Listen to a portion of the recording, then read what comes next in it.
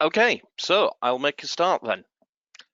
A really warm welcome to you all. Thanks very much for taking the time to attend. Sorry, this has to be a virtual session again this year. We were hoping to run this session as a live event, but yeah, hopefully we'll get a chance to do that next year. So really warm welcome to the 16th year actually that we've run this annual legal update and policy review. So for those of you that are familiar with this session, this is intended to be a relatively high level, rapid run through all of the key progressions from an environmental regulation and policy perspective, both in 2021 and also in our view, what's key on the horizon within 2022 during this year. So lots to cover as always, probably more to cover this year than I think any year that I've ever done it. So yeah, lots to get through. So I won't cover much in terms of the introduction, but just to introduce myself. So my name's Neal Barker. I'm a director within our environmental group within WSP in the UK, and my responsibility is the sustainability, ESG, and safety advisory services division of our environmental group. Very heavily focused on regulation and strategic developments, in particular in the field of environmental compliance and ESG, broad ESG coverage. So I'm going to use some of my experience to hopefully illustrate some of the key progressions during this year. We are going to wait until the end for questions. It is a very sort of intense session, so if we don't get time to get to your question within the hour today, or if you do want to follow up with anything in more detail, then either myself or I can address it to one of our specialist teams if and as required. So I'll close my webcam off so you can see the screen.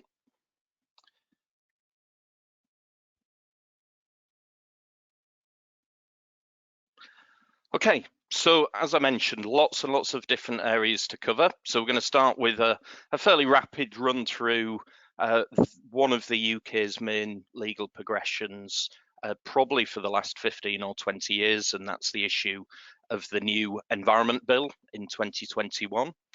So a key run through that. Then we're going to move into what would always be quite obviously the hot topic for this year, which is carbon emissions, climate change, and energy management. We're then going to go into some of the industrial areas, so including hydrogen and the industrial clusters and updates in environmental permitting. Then on to some really interesting areas around some new regulation due to arrive this year around environmental claims and greenwashing protection in particular. Then we're moving around into ESG and sustainable finance progressions. And then covering some specialist areas, so through planning, biodiversity, quality, water and waste.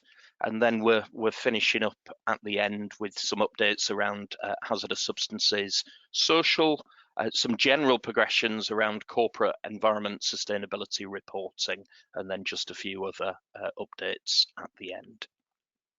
So the Environment Act. So finally enacted in November 21. I think I've been talking about the Environment Act coming for about the last 3 years. So this provides a main UK framework legislation. It does include a number of primary features actually within the Act itself, but it also requires lots of new regulations and statutory instruments to actually set the legal regimes in place to actually implement what are often really quite broad commitments within the Environment Act. So key commitments, the first one being the formation of the Office for Environmental Protection. Was originally included in the original intention for the Act, was necessary as a result of Brexit and to replace some of the reliance on the European Union in terms of monitoring of our environmental programs and our environmental targets. So the office, the OEP effectively becomes a regulator of the regulators, checking at the UK level the delivery and the achievement of the legal regimes and in particular the environmental improvement programs which are being developed and implemented. The OEP will also have a function actually to manage as an independent body environmental complaints, and we've already seen this has been a fairly hot topic since its introduction in the latter part of last year. The actual sort of movement of complaint mechanisms by the public in terms of environmental issues has been quite an early development and an early focus area for the OEP in particular. An overall commitment within the Environment Act is an overall declaration around biodiversity, and I'm going to come on to this in much more detail, halt the decline of nature by 2030. And also two key areas that are featured within the Environment Act. So the first one being the development of specific national level targets covering areas such as waste, air quality, water quality and biodiversity. So there's a requirement within the Environment Act that targets are set by the end of October this year, and we're actually expecting the first set of those new draft environmental targets to be issued in February next year. Now, in order to implement the environmental targets, there are a whole series of environmental improvement plans being developed at the national scale to align with those targets. Now, the Act sets as a primary measure a commitment that these environmental improvement plans have to be initially finalised. The first round of plans need to be developed for the end of next year, so for the end of 2023. We've already had, in sort of preempting actually the Environment Act, a UK environmental plan issued a couple of years ago that set out biodiversity and net gain commitments and some other areas that I'll come back to, which was actually working in advance of the Environment Act. So that's a first key area, a first major bill, probably the first to be issued in 20 years around the subject of environment.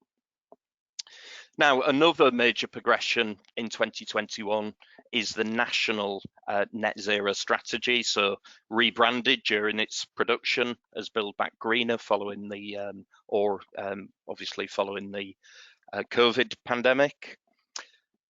Sets out the government's vision of how the UK can achieve its net zero economy, can move towards a net zero target and balance the demands of reducing carbon emissions while fulfilling its commitments to build a sustainable society and prosperous society. Covers lots of different areas, but often refers to really detailed interventions that the government's required for each of the different subsectors. Now, the subsector plans are of really key relevance when it comes to the overall net zero strategy. So there's coverage around energy, transport, industry, land use, buildings, and then also systems for implementation, such as job creation, methods and mechanisms for generating financing to actually support all of this. So just to draw out some of the highlights, so from an energy perspective within the energy plan, or the energy part of the net zero strategy, commitment to fully decarbonising the national energy grid by 2025, defined that it will need to rely heavily on further development within offshore wind, still allowing unabated from the perspective of carbon capture and storage, unabated gas, but really moving towards a position where that's intended only to provide backup and balancing supply to the grid. Hydrogen, so under the industry and industry cluster, a commitment to develop capacity for 5 gigawatts of hydrogen injected into the national gas grid or direct supply to industrial facilities by 2020. Oil and gas, a target to reduce carbon emissions from the oil and gas industry by 50% by 2030. From an industrial perspective, carbon capture and storage plants, so commitment to develop a minimum of 4 of those plants by 2030. Buildings, some interesting areas that you've probably all heard of. So by 2025, a commitment to be supplying no new gas boilers into the built environment. And new building developments, and the requirement to develop market capacity to be able to supply 600,000 heat pumps per annum by 2028. So huge reliance on heat pumps for low carbon heat provision. And also an interesting one around just reflecting a very realistic position in the net zero strategy, that to actually get to net zero, all of the above examples, and that's a fraction of the detail, we're still going to need some direct carbon removal from the atmosphere. And they're talking about developing a capacity of carbon removal to have removed 23 million tonnes by 2035. So some really significant commitments in there. And if you do want more detail, huge detail in there, do visit the overall strategy, or really the detailed sector-specific strategy, some of which are available, some of which are still to develop the full detail beyond the strategy. Now, a really interesting part of it, and I think this diagram out of the actual net zero strategy illustrates probably the most important part, which, reaching net zero for the UK is all about each sector or segment of carbon emissions, if you like, all playing their part to achieve a reduction. And at the minute, the initial carbon plan, the initial net zero plan, linked to the 6th carbon budget that I'll come on to shortly, is all focused towards 2037, with a detailed pathway set out to how the UK will deliver its contribution to net zero. So that's the net zero strategy. It was lauded as being the first major economy of the world to actually publish a detailed plan during 2021. Now, next up was the Glasgow conference then. So I'll just run through this fairly quickly, because we've probably never had a more publicised event from an environmental perspective than the COP of November last year. The COP really focused on a whole series of pledges being made. And obviously, there was a number that became headline planners, but the interest is actually behind the headlines. So 153 countries, for instance, submitted plans to the COP, which actually detailed 2030 targets. So the so-called NDCs, nationally determined contributions, of how each country will contribute to their global responsibility for carbon emissions reduction, with the intermediary target of 2030 already set in previous COPs. Now, it was actually seen that 153 countries was a good start, but it wasn't enough. It wasn't enough to actually implement actions or intentions aligned with the previously agreed Paris Agreement. So the next agreement was that there basically needs to be a revisitation during 2022 to agree actually more plans from more countries and stronger targets as well. Now, interestingly, the overall pledges that will be delivered, and I'll give you some examples of those, in theory, in the assessments carried out by people like the World Resources Institute after the COP, in theory, the pledges made could be enough to reduce global warming to a 2-degree scenario, but it's accepted it's not enough to actually get us as far as a 1.5-degree scenario. So just some other sort of examples of the pledges that were made.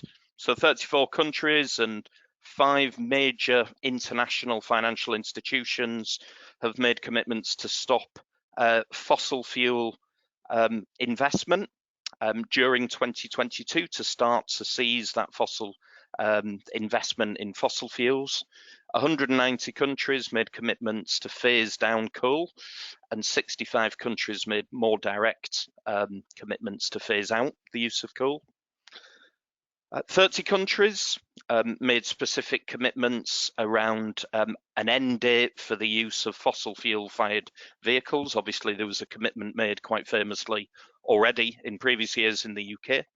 100 countries signed an agreement to reduce methane emissions by 30% globally by 2030.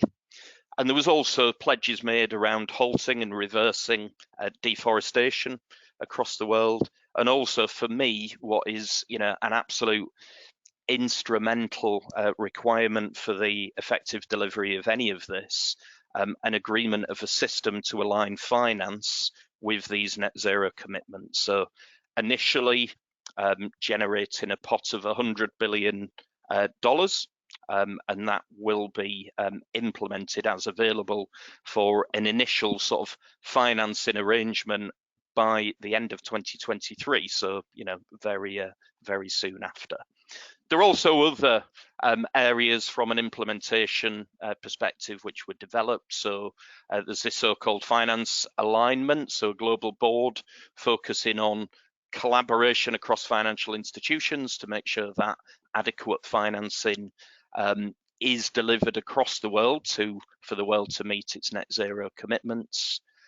A new international board to look at and to set and define sustainability disclosure standards to ensure that countries, organisations are adequately making disclosures and tracking performance, and also an international climate council network, so 21 members from around the world to provide further steering and further information on implementation of climate commitments. UK policy as well, so another commitment that came through last year is an intention that all qualifying UK firms and institutions will also be required to publish their own net zero carbon emission reduction plans. So the intention quoted is by sometime in 2023, large UK companies, which is kind of using currently as the definition for that to be a listing on the London Stock Exchange, and relevant financial institutions will be required to actually set out and publish decarbonisation plans. So that's another regulatory intention around reporting of carbon plans that fell out of the COP in the latter part of last year. Now, moving on into other areas of net zero, and quite a lot to cover, as you'd imagine, under this category. Another really key and recent progression has been the development of the world's first consistent and singular formalised standard for claims of net zero programs to be made. So this was issued by the SBTI, so the ScienceBased Targets initiative, really designed to drive a move towards a lot of previous claims, which tended to focus on use of what was seen to be a much weaker term, carbon neutral. So carbon neutrality, often seen as being weak because it often included what's called scope 3 or indirect carbon emissions. And there was often an over-reliance from a claim on carbon neutrality, often an over-reliance on offsetting. So in terms of the definitions, so a series of key important points from a definitions perspective. So the first one is that any net zero program needs to be aligned with a specific assessment of what a 1.5 degrees C aligned carbon reduction trajectory looks like for an independent organisation, as it were, and it must use the global GHG greenhouse gas protocol as the assessment methodology in order to assess its own science-based target and to assess its 1.5 degree trajectory alignment. There's also a need to set targets, so-called near-term targets first of all, and this is a fairly broad sort of definition. It says near-term targets should focus on actions over the first 5 to 10 years as initial actions, and there should be an overall sort of reduction on average across the period of the near-term targets that are set in a net zero strategy, with an average of at least 4.2% carbon emissions reduction per annum, so annualized as an average over that near-term target period. There also needs to be a series of long-term targets set, which effectively will bring that organisation to alignment with its net zero ambitions, which needs to be aligned with a 1.5 degree global warming maximum global warming trajectory. Those long-term targets have to be backstopped with a date of 2050 as a maximum, or interestingly, if you're in the business of power generation, it's proposed that 2040 is a maximum backstop date for the final long-term targets. There's some technical criteria around inclusion of what are called the Scope 3. So these are the indirect emissions. So Scope 3 emissions have to be covered in their entirety when the Scope 3 component of the emissions, the greenhouse gas contributions from the specific organisation making the net zero aligned claim, that's when it features as more than 40% of the total GHG footprint of the organisation.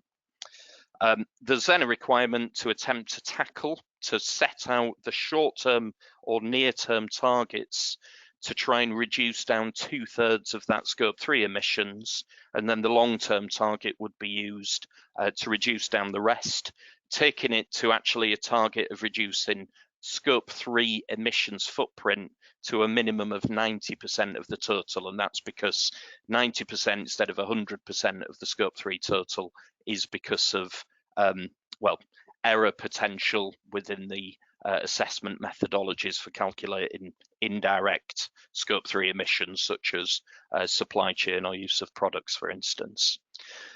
There's then a really interesting final criteria around offsetting, which differs to the carbon neutrality claims. So there's a requirement that offsetting has to be a maximum of 10% of total, and it can only be using what are called removals, so actual reduction offsets. So avoidance offsets, where an investment is made to avoid future carbon emissions that would have occurred, are not acceptable. Those offsets need to be fully verifiable and permanent. So some really interesting areas around the SBTI that will, it's expected that will become the sort of globally accepted standard for making net zero claims. Now, linked in many ways to that net zero claim, just to really mention, so in the buildings and property sector, there was recently issued what's called, or over the last year, what's called the CREM tool. So that's the Carbon Risk Real Estate Monitor. So it's a modelling tool that was produced to help the buildings and property real estate sector assess and manage its carbon emissions. And actually, just 2 days ago, on the 18th of January, the SBTI and CREM have basically agreed to collaborate to provide a fully aligned 1.5 degree decarbonisation pathway. So the CREM tool has always been a tool to deliver a 1.5 degree pathway, but the partnership between CREM and the SBTI will ensure alignment on that pathway in line with the SBTI standards of 1.5 degree. So other areas just to mention in terms of other important elements of net zero and carbon progression. Announcements by the government in a procurement policy note that any public procurement contracts over 5 million per annum must now have a net zero target of no later than 2050 and a comprehensive carbon reduction plan in place. So major, implications from a government procurement stimulating the need for net zero plans within tenderers. Addressing embodied carbon, the government have announced that during this year, they're working on a statement of intent on methodologies and targets and a programme to address specific embodied carbon in buildings. And really another area from a policy perspective, not directly relevant in the UK, but for general interest and certainly from a finance sector perspective, very key relevance. The European Union announcing its European Green Deal during last year and setting out a series of specific commitments and targets. And of particular note is the Fit for 55 scheme. So that's the EU's commitment to reduce its its greenhouse gas emissions by 55% by 2030, and sets out a whole series of means and measures to deliver that. So, just one example of many, a commitment that 40% of energy will be delivered from renewable sources by 2030 across the whole of the European Union. So yeah, some key commitments there.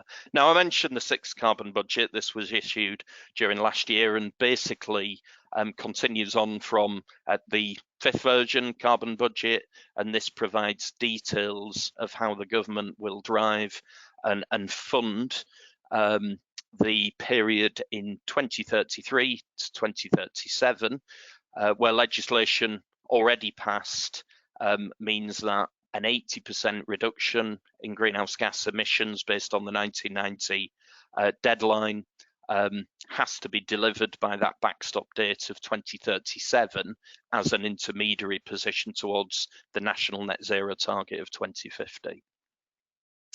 May have the impact that projects with significant carbon emissions might be increasingly difficult to approve, and we've already seen that being impacted on national scale infrastructure programs. Carbon values for government business case. So the government have set out a policy around business case for major infrastructure projects, and as part of that they look at the societal cost of carbon emissions and how that will be taken into account in government policy making. So that's, one level that we've seen it, although it was left as being a more of a local planning issue, but eventually called in by the Secretary of State, was the minerals project in Cumbria. And we've also seen increased assessment of carbon as an issue for national scale highways developments as well during the last year.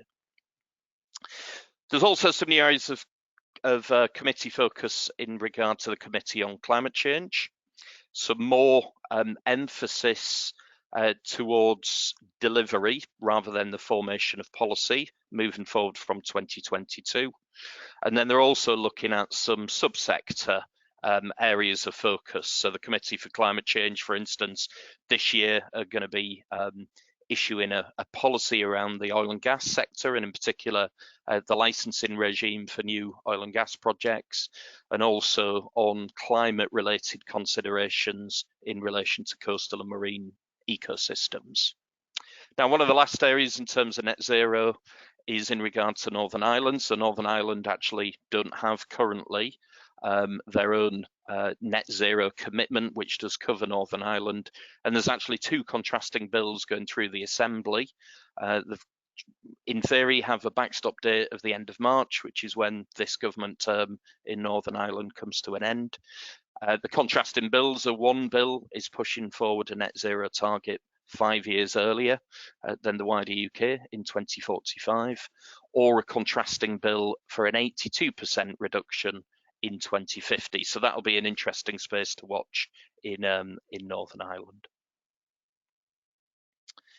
In regard to climate change and climate resilience, so the international IPCC issued a Code Red report in regard to the current impact of climate change, where it basically set out and accepted that some changes have happened already and are already irreversible, such as sea level rises that have happened already so far, but also a sort of underlying warning that a 1.5 degree, while still possible, it's still possible to hit that stabilisation within 20 years, it requires obviously very early action, hence the word, the name Code Red. Now, in January of this year as well, the UK has issued its new national scale assessment of the impact of climate change. So the third round, the CCRA3 document, which actually assesses a whole series of important and priority events. So it talks about having to be prepared nationally for a 4-degree warming scenario. It also, probably most interestingly, it set out, it assessed 61 areas of potential risk, and it set out 8 priority risk areas where there has to be priority focus in the next 2 years. Otherwise, major climate change, actual physical risk is expected to occur. So the 8 particular priority areas include habitats, soil health, natural carbon storage, so things like forestry, agricultural production risk, goods, food and distribution risks, climate change power systems failure risk, and also overheating of buildings. So they're what the third round UK level climate change risk assessment assessed as being the priority measures to focus on over the next 2 years. So moving away now from climate change, a fairly substantial area of focus, moving into sort of broader energy efficiency, obviously with a key link to climate change. Just to really flag, we're in the sort of mid phase between 2 ESOS phase. So ESOS is the Energy Savings and Opportunity Scheme. It's the national requirement for major energy consumers, mainly industrial facilities or major sort of buildings portfolio holders, to undertake a program of energy efficiency audits and basically form a plan to improve its energy efficiency. So the next deadline for a submission of a compliance dossier for energy efficiency improvement feasibility is the end of next year, but probably of more interest during this year, during 2022, but with the results due during this year, is that they're looking on how to improve the process. So they're looking at some administrative arrangements to reduce the administrative burden, but overall, really the 2 areas of potential focus is reviewing the potential to link to net zero programs and drives more, but also possibly reducing down the participation thresholds and maybe bringing some medium-sized companies into ESOS to mandate the requirement for energy efficiency feasibility assessment programs or audits. Now, another area that I've spoke about a lot in previous years, so just to mention, for the building sector, the minimum energy efficiency standards, which governs where a building can be leased based on its energy performance certification. So we're now moving towards the phase from April 2023, where basically the performance requirement would be that a minimum level of EPC grade E or above, so better than grade E, will be required. So it's any area where a valid EPC is in place, not just at the point of renewal. Some other areas being looked at in terms of MEES, just to sort of strengthen the requirements and remove some grey areas. In particular, under MEES, there was a consultation which ended in the middle of last year, so in June last year, and we're currently awaiting the response, but the consultation was basically proposing a roadmap that the MEES minimum energy performance standard for the leasing of buildings in the UK would be a roadmap to meet a minimum energy performance standard of level B by 2030, and potentially, as part of the consultation, an intermediary target of grade C by 2027. So the consultation is response is due imminently, so that'll be an interesting area to watch during this year. You know, we already know that many organisations are looking at the risks potentially posed by that requirement, which is likely to come in, and the potential for, you know, major investment programs or for stranded assets, basically unleasable assets, as it were. There was also some upgrades in the energy performance certification program. So a new sort of simplified building energy model calculation method, which was issued, and it also uses a new carbon multiplier, basically, which for the first time actually has a lower carbon emissions threshold for electric than gas, and that's because of the decarbonisation of the electrical grid in the UK. Now, the upside of that is that will favour, from an EPC perspective, buildings that use an all-electric method. So, in other words, electric heat pump, for instance, methods for buildings is favoured over gas use in the sort of outcome efficiency grading of the building certificate level compared to the previous levels.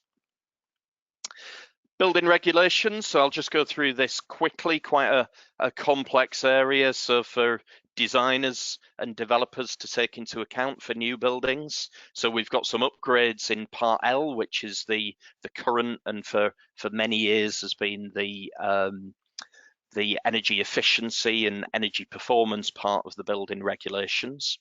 So we've got a requirement for new homes, for instance, that there's a reduction in carbon emissions by almost a third, by 30%.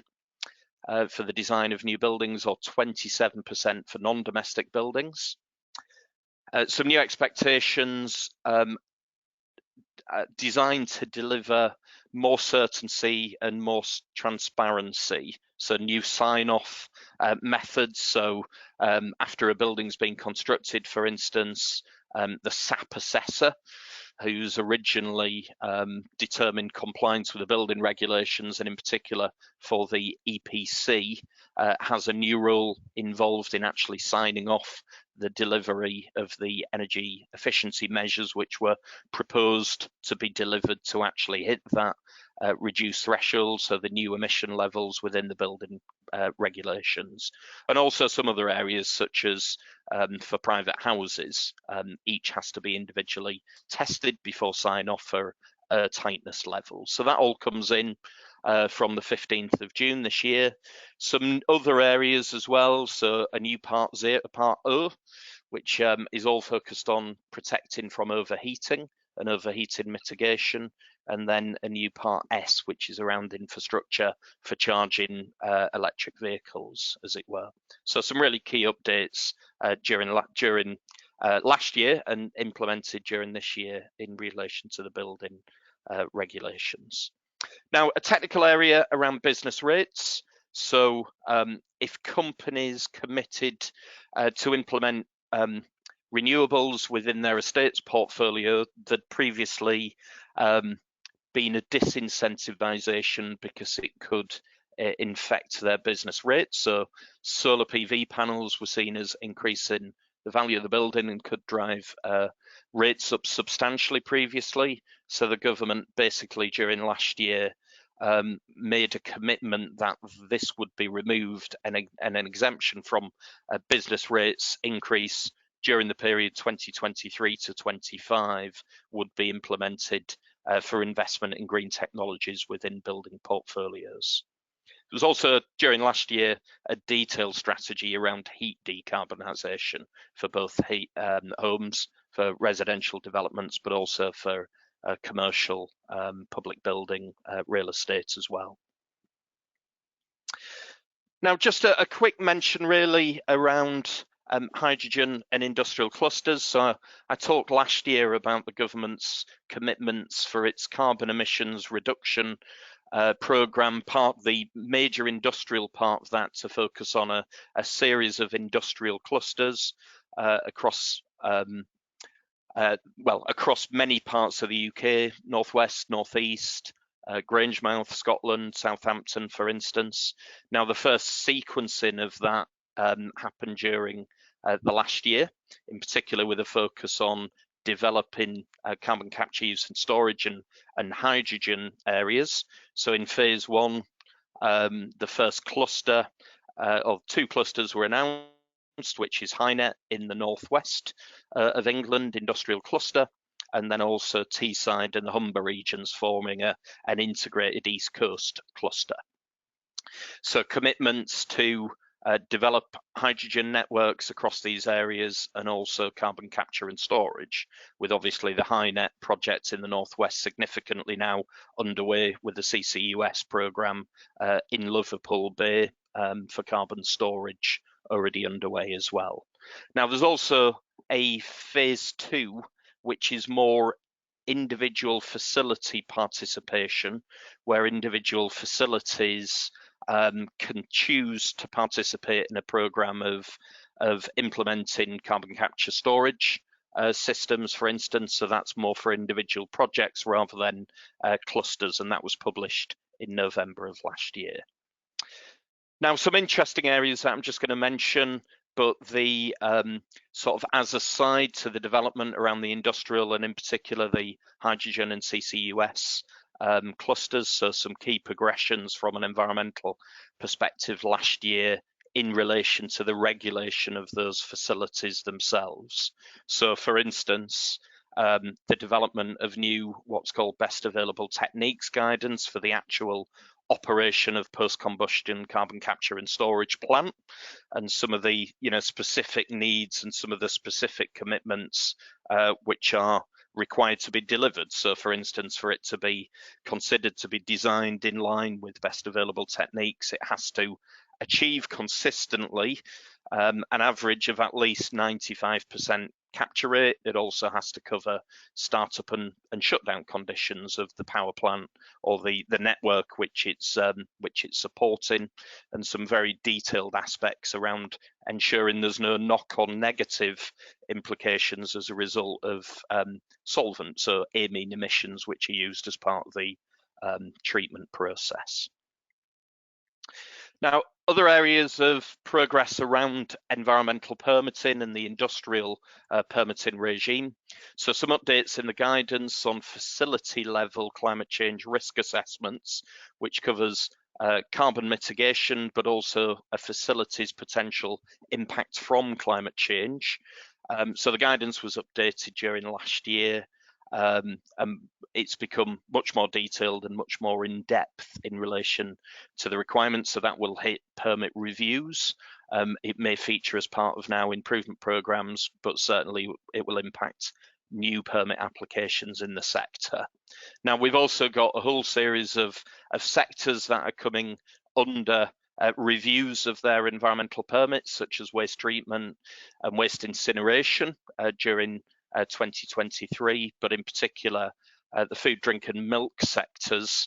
There's over 320 permits of industrial facilities that the Environment Agency needs to review alone in England during the period 21 through to the end of next year. Now, I'm going to come back to waste quality protocols later under the waste section, where basically there's been national levels reviews of what's in effect replaced the old definition of end of waste criteria. And if materials which were previously not classified as waste but may be reclassified, that may also have implications on the need for environmental permitting, and we're already seeing some example impacts coming through in that area. Now, new interesting area for development, which will be implemented during this year. So from September this year, the first ever Green Claims Code, which has legal enforceable emphasis. And it's all focused basically on avoidance of sustainability and environmental related inaccurate claims, as it were. So it's all about basically avoiding a wrong impression on the consumer. So it focuses particularly on avoiding vague terms, which really can be technically and scientifically meaningless, such as eco-friendly.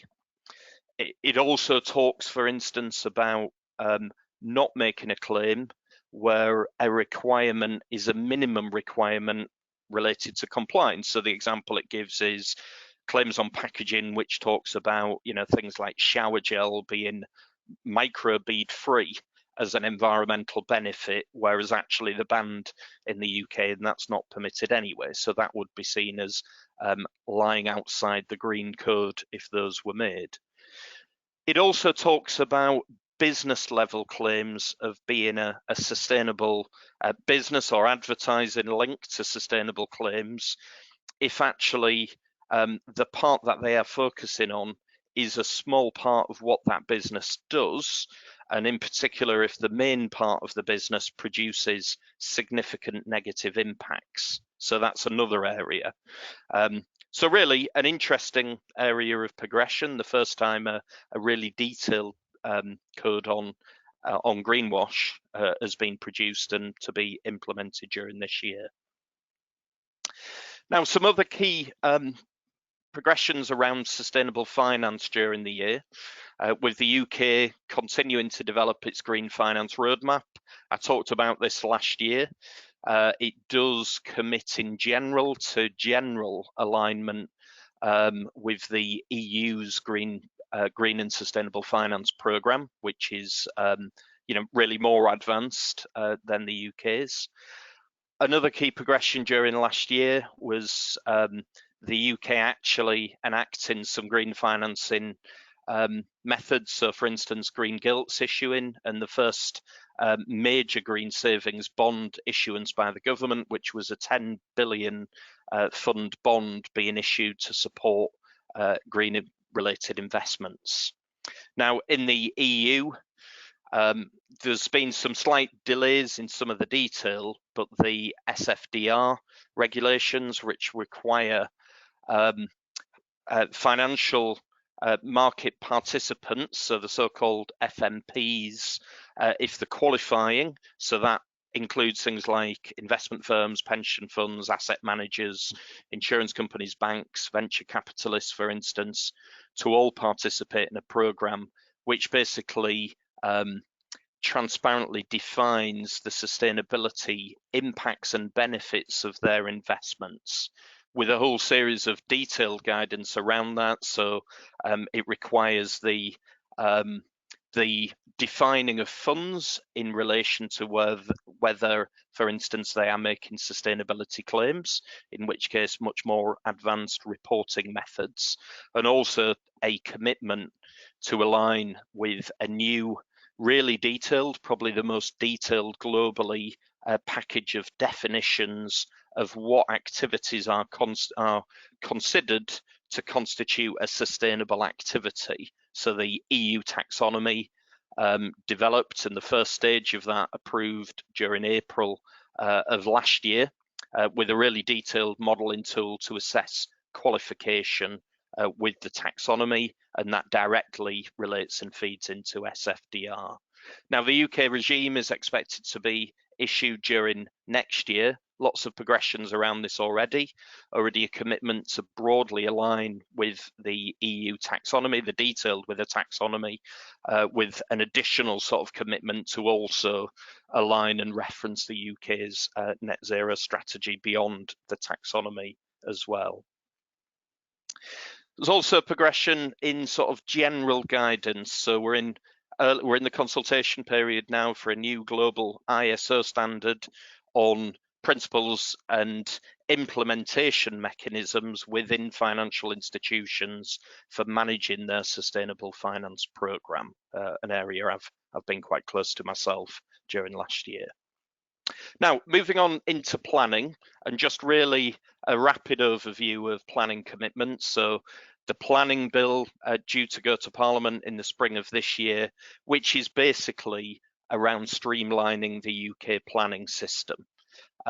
So streamlining, speeding up planning applications, quite unclear how it would sit alongside some of the commitments made in the Environment Act, in particular, for instance, in relation to decarbonisation and also in relation to biodiversity.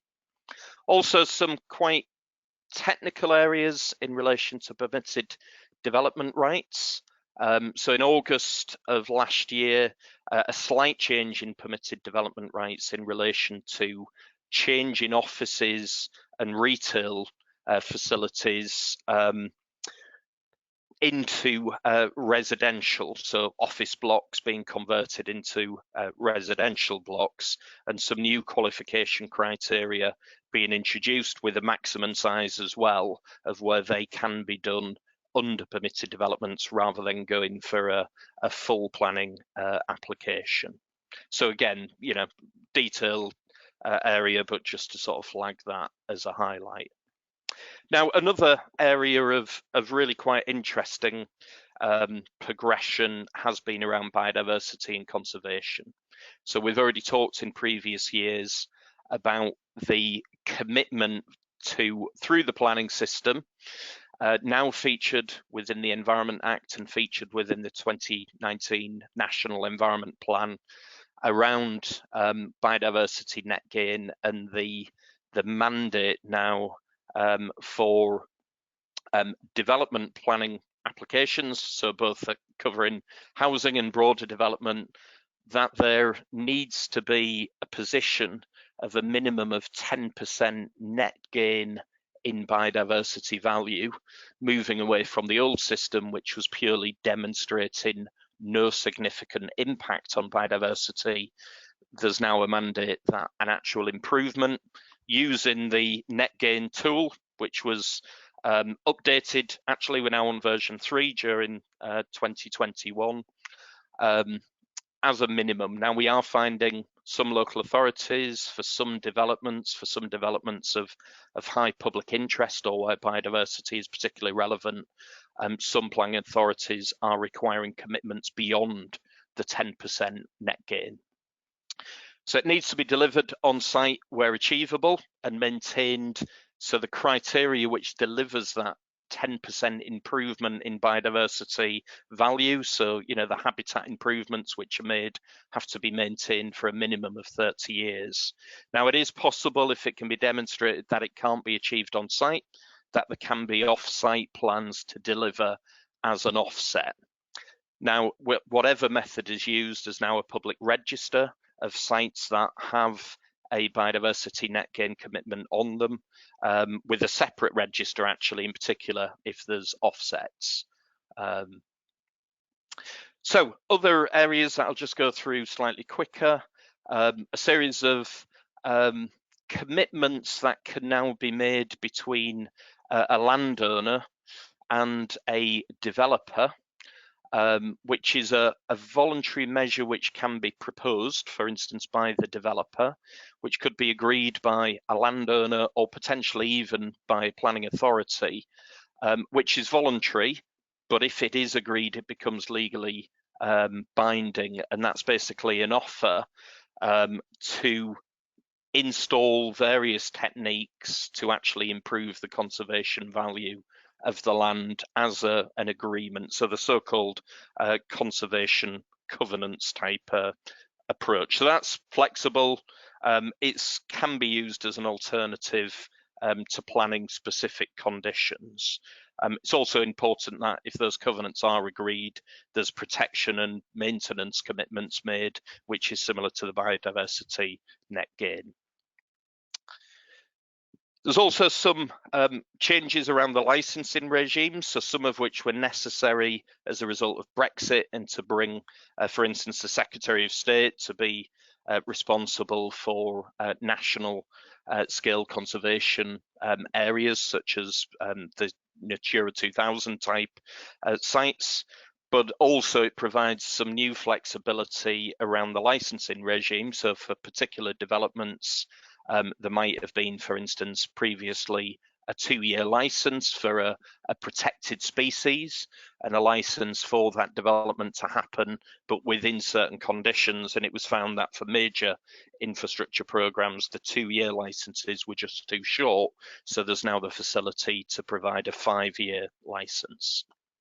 Now, other areas such as agreements to stimulate more investment on a local level in nature, such as nature recovery networks, nature reserve development and local nature reserves.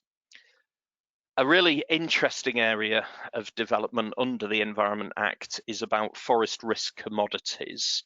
Now, really interesting one, because this is potentially, so it's UK businesses, and it's a prohibition against using commodities which are associated with any wide-scale deforestation and globally. So it's going to stimulate new requirements around supply chain due diligence.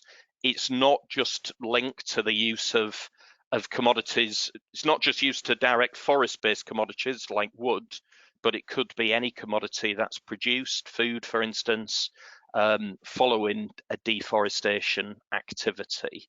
And there's a need for local compliance evidence to be formed to show that the deforestation hadn't happened illegally. So another quite interesting area. Overall, this is moving towards a commitment to halt the decline of nature by 2030, and the government still have to produce some indicators around that. Now, alongside those commitments, a series of other commitments to biodiversity and conservation. Conscious of time, so I'll just choose some of the really the sort of highlight commitments. So a mirror image to the current disclosure on climate change. So the TCFD is a new task force on nature-related financial disclosures, which is basically encouraging financial institutions to incorporate biodiversity into their decision making. Lots of detailed developments around TNFD. It's all about assessing impacts, reporting, assessing the dependency and the interventions that investments have on nature and biodiversity. And it's basically all about using disclosure as a stimulus to shift finance towards supporting nature positive interventions, as it were. So it's an interesting space to watch. Another commitment is around the UN Convention on Biodiversity, which basically sets a long-term target that all businesses should look to assess, report, improve impacts on biodiversity. So that's a very high level global commitment, which will be used potentially to inform sort of national level regulation. So it's just, it's one of those high level commitments under this aspiration to live in full harmony with nature, with a goal of 2050 around that statement. Now, just to mention a few areas around quality. So the Environment Act does feature some targets from an air quality perspective, and in particular a move towards very small, fine particulate matter, so what are called PM2.5s, with a target to introduce monitoring of PM2.5s and prioritization, focus on very fine particulates by the end of October 2022. Now that will have some follow-on impacts, so additional duties and powers for local authorities with things like wood burning stoves and fuels for cooking, for instance, as a result of that. Now also progression around clean air zones, so expansion in London and a series of other clean air zone programs which are being implemented across cities, and then also a move towards more focus on indoor air quality, and in particular in settings which are not currently covered by specific health and safety occupational exposure legislation, so things like manufacturing facilities that use chemicals. So some additional guidance around indoor air quality management, so that would extend to things like hospitals, prisons, offices, for instance. So some additional renewed emphasis on that area. Now, just coming towards the end, so a few more areas to mention. Environment Act does include some specific commitments in regard to water. The targets are still to be issued around national level targets for protecting the environment, the water environment, but there are some specific sort of commitments within there, such as statutory water management plans that have to be developed by each water company, but that requires collaboration across water company areas. So water companies working with adjacent companies, for instance. Similar with sewage and drainage management plans across regions and streamlining of groundwater abstractions and water abstractions, basically, which are all being inserted consistently now into the UK current environmental permitting regime. Now, lots of areas from waste and circular economy, just as the last couple of areas. Landfill tax rise, so up to almost £99 per tonne for inactive waste from April of this year. Environment Act also has commitments around waste and resources, but a new area that's featured within that, so this is one of the rare implementation, is a new plastic packaging tax, which is being implemented from April this year. And this applies to any organisation using more than 10 tonnes of packaging per year, which has less than 30% recycled content. So over 10 tonnes per year, less than 30% recycled content, there'll be a need to pay a tax for that material, and the initial level is set at £200 per tonne. So quite an interesting area. The government are issuing shortly National Waste Management Plan for England, so renewed waste management plan. I mentioned there's a national level review ongoing of end of waste quality protocol criteria. So this is for things like tire crumb or end of materials which have been recycled, and whether it meets the definition of being classed as a virgin product rather than a waste. So that may impact permitting regimes, for instance, and are requiring actually some quite costly assessments, which is that cost needs to be borne by industry. Waste wood as well, new criteria and a slightly more precautionary approach where waste wood, where treated timber isn't removed from untreated timber, and a mandate now that any unassessed wood all needs to be classed as hazardous as a precautionary principle. So those are some areas in terms of waste. Now, REACH, I've talked about this in detail in previous years, not going to go into detail because we've moved from the EU regime to the formation from the start of last year to the new UK REACH regulatory system. So there was a grandfathering process, so companies that were registered under the EU REACH registration were grandfathered into UK REACH. There is potentially some follow-on actions which are under review around ongoing legitimacy of that grandfathering and whether there will be a level of UK registration, but also some technicalities around importers from the EU with the ability to use what's called a downstream user importer notification to continue that importation. And again, that's under review during this year. So an interesting area to watch.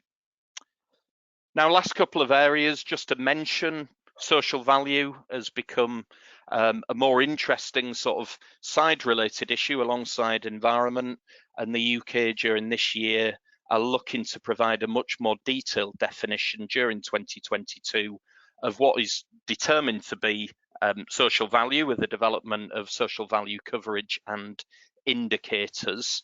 So this is following a commitment made at the start of last year that all major government procurement activity has to include the concept of social value to determine best value in procurement decisions. A new UK register for companies making commitments to modern slavery, so the so-called modern slavery commitments, introduced in the spring of last year, and there's already 21,000 organisations that have joined. And our last area is an extension of the global definition of human rights to state that a sustainable environment globally is now a human right. So just quite an interesting one. And the last area then is just some points on corporate environment, social and governance reporting.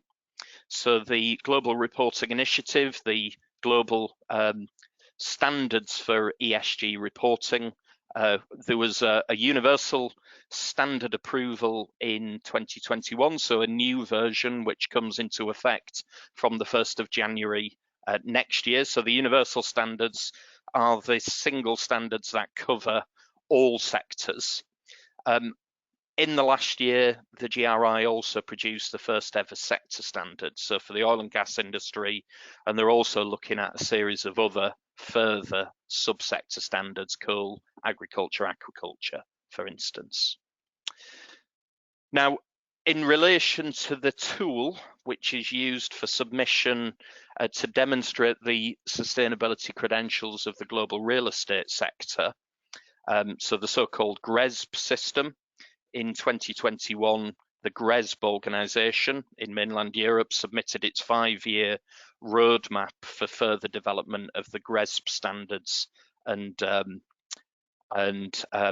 assessments that are required under GRESB. And the first stage of that was a new vision of the GRESB real estate sustainability programme, and that has just been published in January of this year.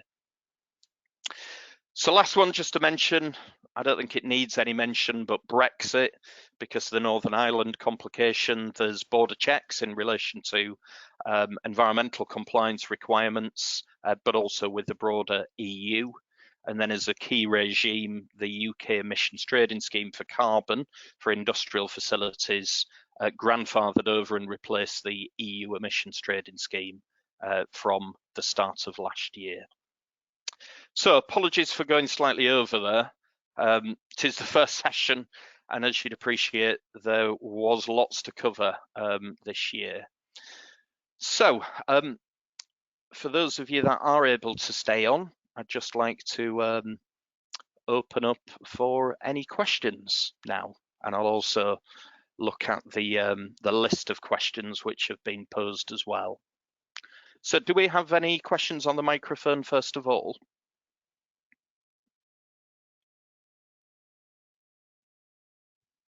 Okay, well, I'll just choose some questions then from the questions that have come in.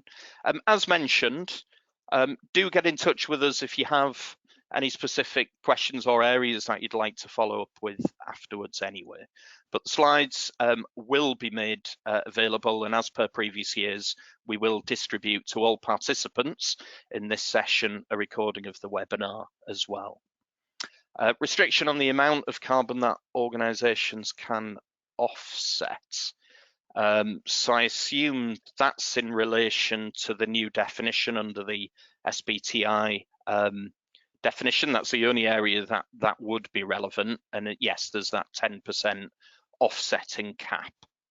10% offsetting cap, does it apply to local authorities? Well, it's a broad global definition for net zero programs. So yes, it would apply to any organisation which makes a commitment that its net zero definition or its net zero program is aligned with the SBTI definition. How does the Biodiversity and Conservation Act affect permitted development projects such as flood defence work? Yeah, as I understand it, I mean, it's a high level national scale commitment. So anything that requires planning applications, then the biodiversity net gain aspects would need to be applied unless it's decided by planning authorities that it's just not relevant. Now, if it comes under permitted development, then technically speaking, a planning application wouldn't be provided. So as long as permitted development criteria is met. Of course, there are broader considerations. There's the regulatory compliance aspects in terms of listed habitats, listed species, all of which are outside of the planning regime, so would need to be still complied with.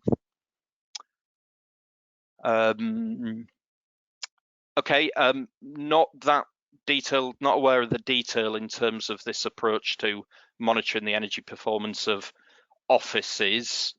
So I'm afraid I can't comment on that, but we could get our energy buildings asset management team to speak to you, Laura, on that if that's a specific area. Net zero requirement in planning guidance. I mean, the SBTi net zero standard has just been issued. It will take quite a long while for planning guidance to catch up to that. I would suggest that where the government have made commitments to realign regulations with its own national net zero strategy, that will be the primary driver, the government's own net zero plan. But I think we'll move into a position that all sort of regulatory-led commitments that are required to net zero programs are likely to align with an SBTi definition. I mean, we'll have to see. The Science-Based Target Initiative has provided a really robust system for many years now to be able to make claims of carbon emissions and carbon footprints of organisations, but it remains voluntary, and it's been an organisation's own choice whether to pursue that. That's the current intention in terms of the SBTi standards, but I just think it will become more common to be aligned with that definition. How is treated timber going to be assessed if there's no marking on it? Good question. I think in reality, it'll need to be demonstrated that you have a sort of procedural approach to segregating sources of timber which are at risk of being treated. So for instance, any post-production waste from timber sawmills that could be treated, any post-consumer or waste-derived waste wood has a much more higher likelihood of being treated timber, whereas for instance, more sort of primary virgin biomass source like forestry residues, there would be a safe assumption that that wouldn't be treated. So obviously the way it's been tightened up is that there's a need to adopt a precautionary approach and assess the whole material as hazardous if you can't demonstrate an adequate procedure to segregate. Will there be excluded bodies in relation to lease buildings who will not be assessed to comply? Yes, there is. Under MEES, there's a whole series of exempt conditions. Some of those are under review. So heritage buildings, for instance, so protected listed buildings have been previously exempt, but that was part of a consideration in the consultation. So yeah, I mean, haven't got time to run through each regime in full detail every year. So if you do want a list of those MEES exemptions, we can easily get those together for you. So potentially, yep, point about increasing demand for virgin wood. Liability of forests joined several, or does it? So yeah, the detailed is due to come. I mean, that was an issue. That was an area commitment which was issued in the Environment Act, as it were. Really, the requirement will be in terms of tracking down forest related commodities risks. I expect it will be similar to something like modern slavery, where organizations will have to demonstrate they have due diligence supply chain processes in place to assess the sourcing of their materials. They may already have them linked to things like FSC and PEFC sustainable certification standards, for instance, but that would need to extend to the legality of those forestry operations. You'll then need to maintain a dossier of information which would be suitable for inspection. Now, whether it's, joint and several liability, I mean, that would be one for the lawyers to comment on, really, rather than sort of, practical implementation. When can we start using the green code? Well, it doesn't come in till September. The criteria has already been issued. So yeah, I guess it wouldn't be legally enforceable before then.